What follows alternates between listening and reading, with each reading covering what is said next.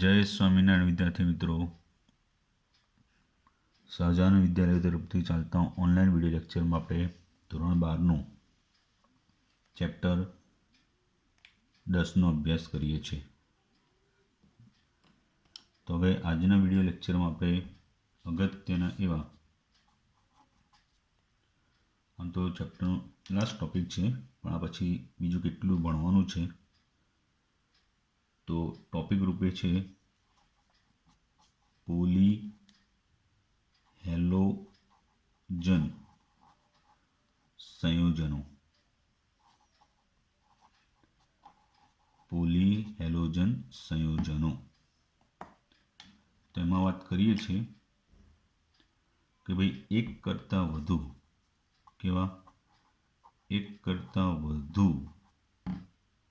Halogen પરમાણુ ધરાવતા કાર્બનિક સંયોજનોને શું કહેવાય છે? પોલીહેલોજન સંયોજનો કહેવાય છે. બરાબર, ધ્યાન આપજો. એમાં મોટાભાગના આ સંયોજનો ઉદ્યોગ અને કૃષિ ક્ષેત્રે ઉપયોગી છે. બરાબર, તો એમાંના કેટલાક સંયોજનો અહીંયા આપણે સમજીશું વન બાય વન. તેમાં પહેલું સંયોજન જોઈએ છે તો પહેલું સંયોજન રૂપે ડાયક્લોરોમિથેન CH2Cl2, જેનું બીજું સામાન્ય રીતે નામ થશે મિથિલિન ડાયક્લોરાઇડ. બરાબર. હવે દરેકમાં શું કરશો, બધામાં આપણી ટેક્સ્ટ બુકમાં બનાવટ નથી આપી, એટલે દરેકમાં બનાવટ પછી એની અસર અને પછી એના ઉપયોગો એની ચર્ચા થશે. બરાબર.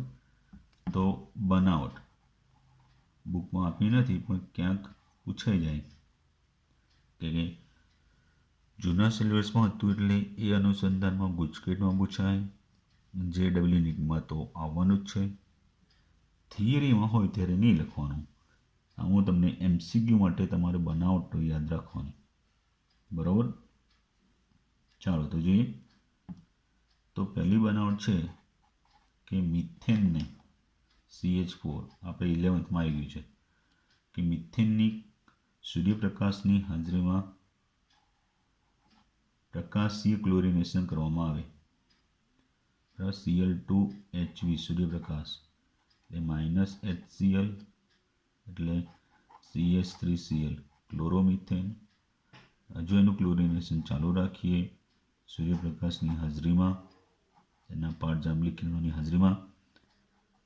હજુ એક HCl દૂર થઈ CH2Cl2. 11થમાં 13મું ચેપ્ટર આલ્કિનની વિસ્થાપન પ્રક્રિયામાં આવતું હતું. તો આ રીતે ડાયક્લોરોમિથેન મળે. આ પહેલી બનાવટ. બીજી બનાવટ કે ક્લોરોફોર્મ છે તેની Zn અને HCl મિશ્રણ સાથે પ્રક્રિયા કરતા એમાંથી H2 વાયુ ઉત્પન્ન થાય, એટલે બે હાઇડ્રોજન પરમાણુનું રિડક્શન કરે તો CH2Cl2 વત્તા HCl. અને ત્રીજી બનાવટ છે કે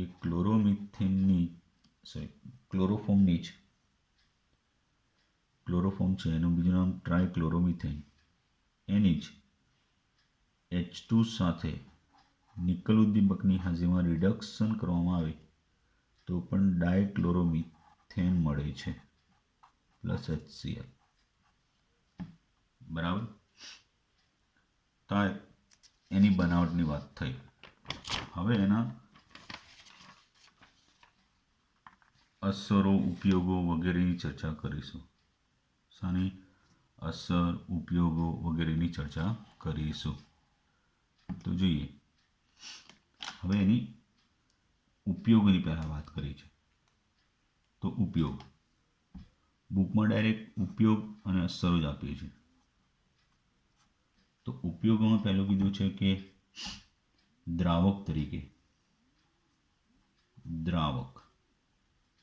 પછી રંગ દૂર કરનાર તરીકે, રંગ દૂર કરનાર તરીકે. એટલે રંગ કોઈ સપાટી પર હોય એને દૂર કરવો હોય તો એમાં એનો ઉપયોગ થાય. વાયુ વિલય, જેને બીજું એરોસોલ કહેવાય, જે આપણે 5મા ચેપ્ટરમાં ભણી ચૂક્યા, બરાબર. એરોસોલ એ વાયુ વિલયમાં નોદક એટલે કે પ્રોપોલન્ટ એટલે એક પ્રકારનું મિશ્રણ, એ નોદક તરીકે. ઔષધના ઉત્પાદનમાં, ઔષધ છે ઔષધના ઉત્પાદનમાં પ્રક્રમ દ્રાવક તરીકે, ઔષધના ઉત્પાદનમાં એક પ્રક્રમ એટલે પ્રક્રિયા દ્રાવક તરીકે. પછી ધાતુ છે એ ધાતુની સફાઈ, પછી અને એની પરિષ્કૃતિ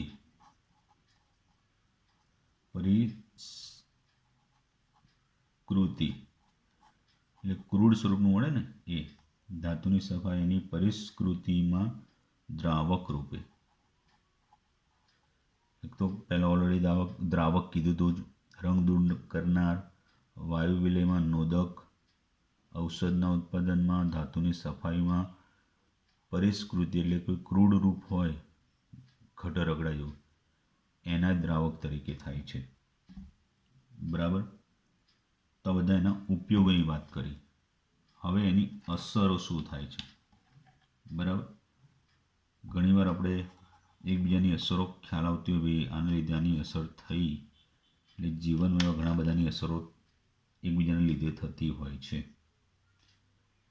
મિથિલિન ક્લોરાઇડ એ મનુષ્યના ચેતાતંત્રને, મનુષ્ય હોય એ મનુષ્યના ચેતાતંત્રને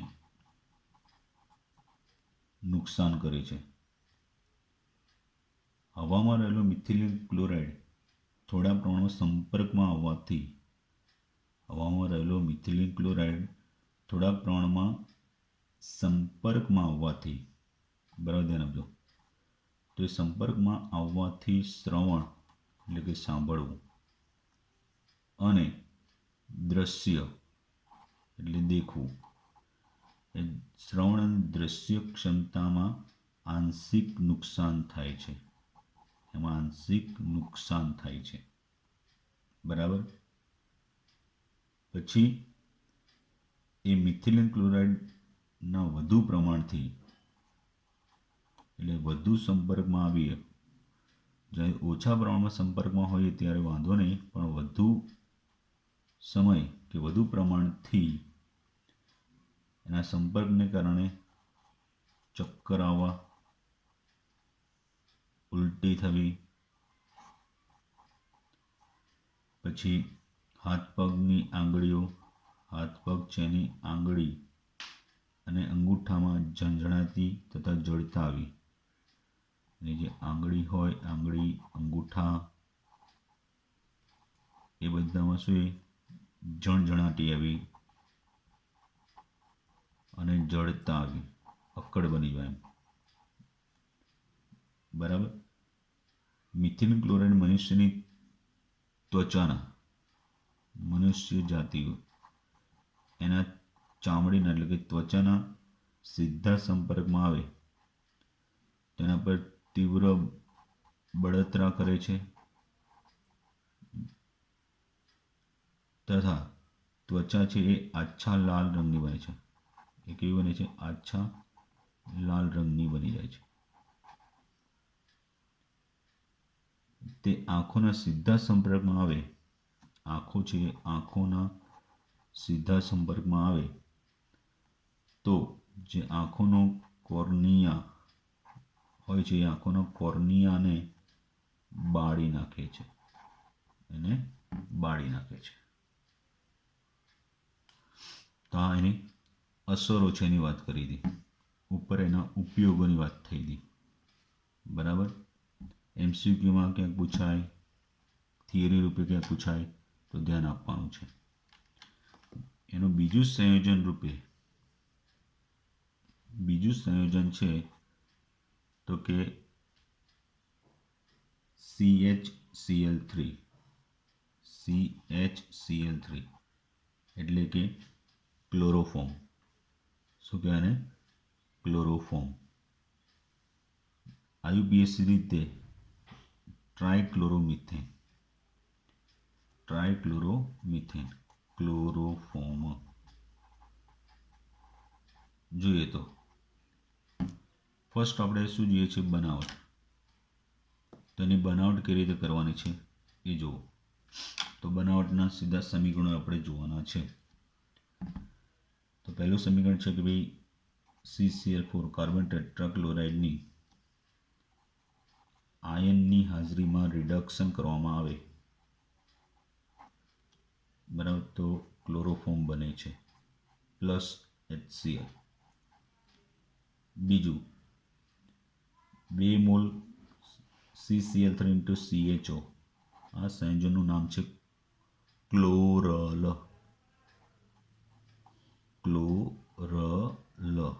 આ ક્લોરલની કેલ્શિયમ હાઇડ્રોક્સાઇડ CaOH2 એની સાથે પ્રક્રિયા કરવામાં આવે તો ક્લોરોફોર્મ પ્લસ ઉપનિપજ રૂપે HCOO2 કેલ્શિયમ ફોર્મેટ કહેવાય ને એ મળે છે. ક્લોરલની કેલ્શિયમ હાઇડ્રોક્સાઇડ સાથે પ્રક્રિયા કરતા ક્લોરોફોર્મ મળે છે.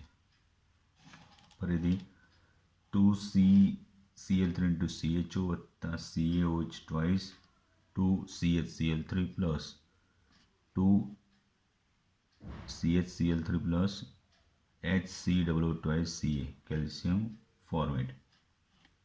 એવી સેમ બીજી પ્રક્રિયા રૂપે કે ભાઈ એક ક્લોરલનું હાઇડ્રેટ સંયોજન, ક્લોરલ છે એનું હાઇડ્રેટ સંયોજન લઈએ તો એનું સૂત્ર છે CCl3 CHO × H2O. ક્લોરલ હાઇડ્રેટ એની NaOH સાથે પ્રક્રિયા કરવામાં આવે તો NaOH સાથેની પ્રક્રિયાથી CHCl3 plus HCOONA sodium format plus H2O. તો આ 3 રીતે આપણે ક્લોરોફોર્મની બનાવટ કરી શકાય છે. બરાબર. હવે એના ઉપયોગની રીતે વાત કરીએ. ઉપયોગ શું છે? તો ક્લોરોફોર્મ છે એનો ઉપયોગ રૂપે જો આપણે વાત કરવી હોય તો ચરબી, પછી આલ્કેલોઇડ્સ,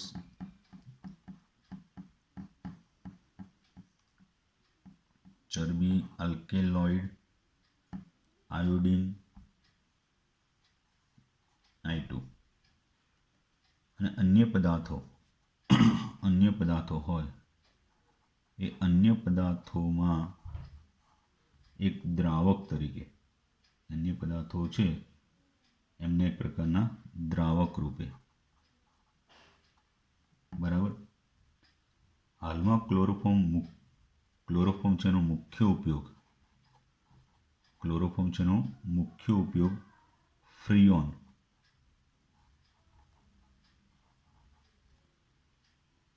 એ જે ક્લોરોફોર્મ છે એનો મુખ્ય ઉપયોગ ફ્રીઓન કે જે પ્રશીતક કહેવાય છે એ ફ્રીઓન કે જે પ્રશીતક તરીકે ઓળખાય છે એના ઉત્પાદનમાં દ્રાવક તરીકે એના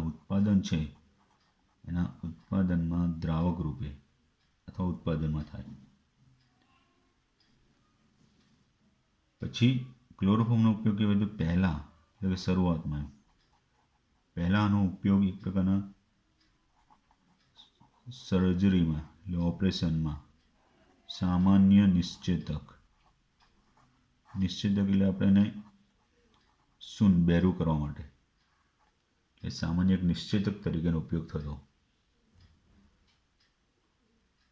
પરંતુ તેનું સ્થાન અત્યારે હાલમાં ઇથરે લીધું છે. એનું સ્થાન અત્યારે હાલમાં કોને લીધું છે? ઇથરે. કારણ કે ઇથર એના કરતાં ઓછો વિષાલુ અને વધુ સુરક્ષિત છે. એટલે તો આ રીતે દ્રાવક રૂપે ફ્રીઓના ઉત્પાદનમાં અને શરૂઆતમાં એનો નિશ્ચેતક તરીકે ઉપયોગ થાય છે. અને અત્યારે હાલનું સ્થાન ઓછા વિષાલુ અને વધુ સુરક્ષિત તરીકે ઇથર એનું સ્થાન લીધેલું છે. બરાબર. તો નિશ્ચેતક તરીકેનો ઉપયોગ જોતા એ અપેક્ષિત છે કે ક્લોરોફોર્મની બાષ્પ, એટલે હવે એની અસરની વાત કરીશું કે કેવી અસર કરે છે. તો એ ક્લોરોફોર્મ છે, ક્લોરોફોર્મની બાષ્પ શ્વાસમાં જવાથી એની બાષ્પ છે એ શ્વાસમાં જવાથી જે આપણું ચેતાતંત્ર છે એ ચેતાતંત્રને નિર્બળ બનાવે છે, નબળું કરી દે છે. પછી કીધું પ્રતિ 10 લાખ ભાગમાં 900 ભાગ ક્લોરોફોર્મ ધરાવતી હવા. બરાબર.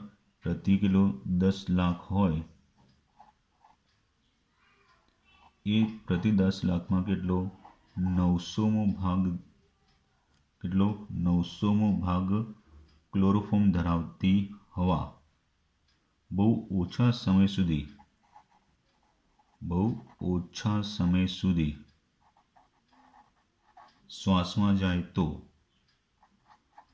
એનાથી કયા પ્રોબ્લેમ?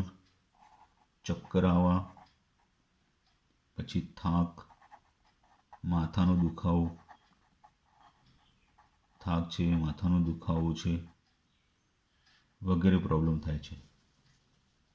પણ જો લાંબા સમય સુધી, ઓછા સમય સુધી આ બધા પ્રોબ્લેમ છે, લાંબા સમય સુધી સંપર્કમાં આવે તો એના લીધે શું થાય? યકૃત છે, કિડની છે, એ બધાને શું કરે છે? નુકસાન કરે છે. એને નુકસાન કરે છે. બીજું, લાંબા સમય સુધી જો આપણી જે ત્વચા છે એ ક્લોરોફોર્મમાં ડૂબાડી રહેવામાં આવે તો એનાથી ત્વચા ઉપર ઘા પડે છે, એટલે કાપા પડે. ત્વચા છે, ત્વચા પર ઘા એટલે કે કાપા પડે છે. બરાબર. ક્લોરોફોર્મ છે એ પ્રકાશની હાજરીમાં હવા દ્વારા ધીમે ધીમે અત્યંત વિષાલુ એવા કાર્બોનિલ ક્લોરાઇડમાં ઓક્સિડેશન પામે છે કે જેને ફોસ્જીન કહેવાય છે.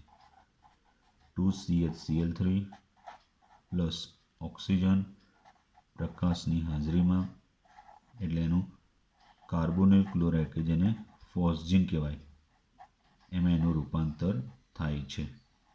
બરાબર. આથી તેનો સંગ્રહ ઘેરા રંગવાળી બોટલમાં, એનો સંગ્રહ શામાં? ઘેરા રંગવાળી બોટલમાં, ઘેરા રંગ ધરાવતી બોટલ છે એ બોટલમાં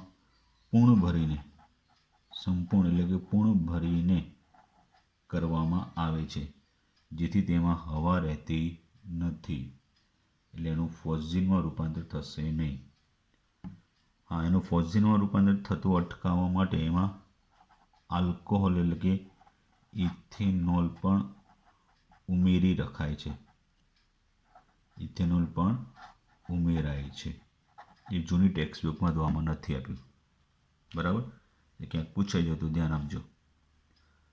તો આપણે બીજું સંયોજન કોની વાત કરી? ક્લોરોફોર્મ છે એની. બરાબર. આગળ વાત કરીએ તો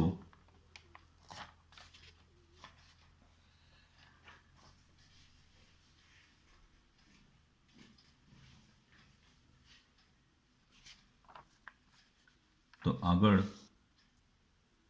પછીનું જે સંયોજન છે એ કયું છે ત્રીજા નંબરનું, તો કે CCl4. ત્રીજું છે CCl4, carbon tetrachloride. Carbon tetrachloride IUPAC રીતે ટેટ્રાક્લોરોમિથેન. ચાલો એની બનાવટ રૂપે જો વાત કરીએ તો CH2, કાર્બન ડાયસલ્ફાઇડની ક્લોરીન સાથે નિર્જળ AlCl3ની હાજરીમાં પ્રક્રિયા કરવામાં આવે તો તેનાથી CCl4 મળે છે. H2Cl2 સલ્ફર ક્લોરાઇડ નિપજ મળે છે. એ જ રીતે મિથેનની 4 વખત ક્લોરીન સાથે સૂર્યપ્રકાશની હાજરીમાં પ્રકાશીય ક્લોરિનેશન કરવામાં આવે તો છેલ્લા તબક્કામાં CCl4 plus 4HCl carbon tetrachloride મળે છે. બરાબર. તો આપણે CCl4 છે એની બનાવટની વાત કરી. બનાવટ પછી આપણે એના ઉપયોગની વાત કરતા હોઈએ છીએ. તેનો ઉપયોગ શું છે? તો કાર્બન ટેટ્રાક્લોરાઇડ છે એનો ઉપયોગ મોટા જથ્થામાં ઉત્પાદન, પ્રશીતક બનાવવા અને વાયુ વિલય પાત્રો માટે નોદકના ઉત્પાદનમાં. પ્રશીતક બનાવવા, વાયુ વિલય એટલે એરોસોલ છે એના પાત્રો માટે શું બનાવવા? નોદક છે એ નોદકના સંયોજન છે એ નોદકના સંયોજનના ઉત્પાદનમાં ઉપયોગ કરવામાં આવે છે. મોટા જથ્થામાં ઉત્પાદન એક પ્રશીતક તરીકે, વાયુ વિલયના પાત્રો માટે નોદકના ઉત્પાદનમાં. પછી આ સિવાયનો ઉપયોગ ફ્લોરોક્લોરોકાર્બન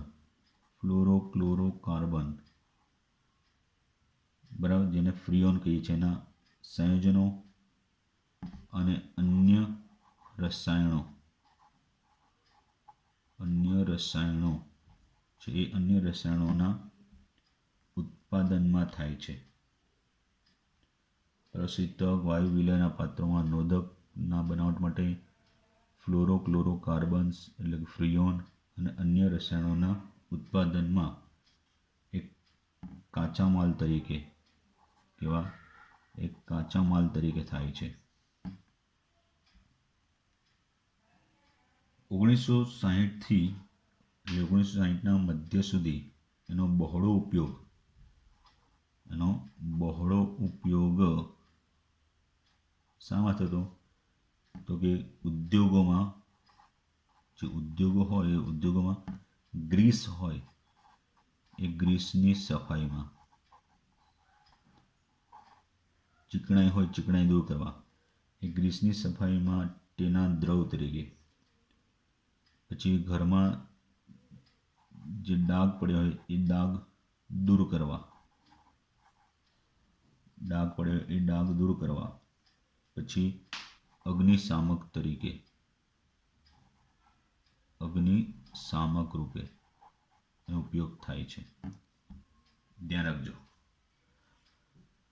બહોળો ઉપયોગ ઉદ્યોગોમાં ગ્રીસની સફાઈ, ડાઘ દૂર કરવાના એક દ્રવ તરીકે અને અગ્નિશામક તરીકે થાય છે. તો આપણે એના ઉપયોગની વાત કરી. હવે એની અસર કે આપણને શું અસર કરે છે તે અસર રૂપે જોઈએ. તો કેટલાક પુરાવા એ છે કે કાર્બન ટેટ્રાક્લોરાઇડના વિશેષ સંપર્કમાં આવવાથી મનુષ્યોમાં યકૃતનું કેન્સર કરે છે. શું કરે છે? યકૃત કેન્સર એટલે લીવર કેન્સર. બરાબર. પછી બીજું છે કે તેની મુખ્ય અસરોમાં કે ચક્કર આવવા, માથું હલકું થવું, ઉબકા, ઉલટી વગેરે એની શું કહેવાય છે? મુખ્ય અસરો. બરાબર.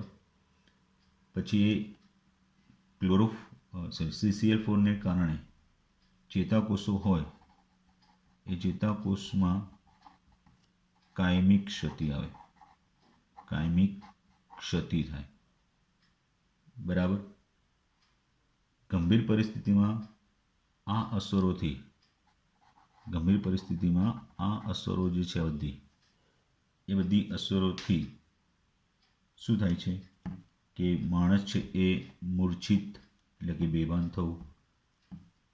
પહેલાં સામાન્ય હોય તો બેભાન થાય, એ મૂર્છિત એટલે કે કોમામાં જતો રહે, અને એથી પણ વધુ તો કે બેહોશ અથવા મૃત્યુ થવું વગેરે અસર થતી હોય છે.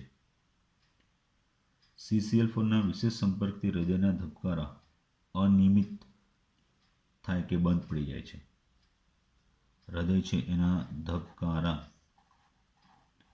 કેવા અનિયમિત થાય કે બંધ પડી જાય છે. બરાબર. આ રસાયણોનો આંખ સાથે સંપર્ક થાય તો બળતરા કરે છે. આ રસાયણો આંખના સંપર્કમાં આવે તો એમાં શું કરે છે? બળતરા કરે છે. બરાબર. બીજું એ છે કે કાર્બન ટેટ્રાક્લોરાઇડ હવામાં મુક્ત થાય તો ક્લોરીન મુક્ત કરે છે. એ ક્લોરીન મુક્ત કરે છે.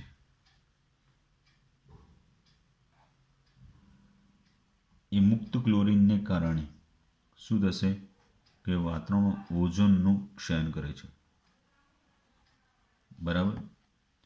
હમણાં કીધું એ પ્રમાણે કે મનુષ્યના યકૃતનું કેન્સર કરે છે, ચક્કર, માથું હલકું થવું, ઉબકા, ઉલટી વગેરે જેવી અસર થતી હોય, ચેતાકોષોને કાયમિક ક્ષતિ કરે. આ બધી અસરો છે એ બધી અસરો જો ગંભીર થાય તો મનુષ્ય બેભાન થાય, મૂર્છિત એટલે કે કોમામાં જાય, બેહોશ કે મૃત્યુ પામી જાય, હૃદયના ધબકારા અનિયમિત થાય કે બંધ પડી જાય, પછી આંખોના સંપર્કમાં આવે તેમાં બળતરા કરે છે.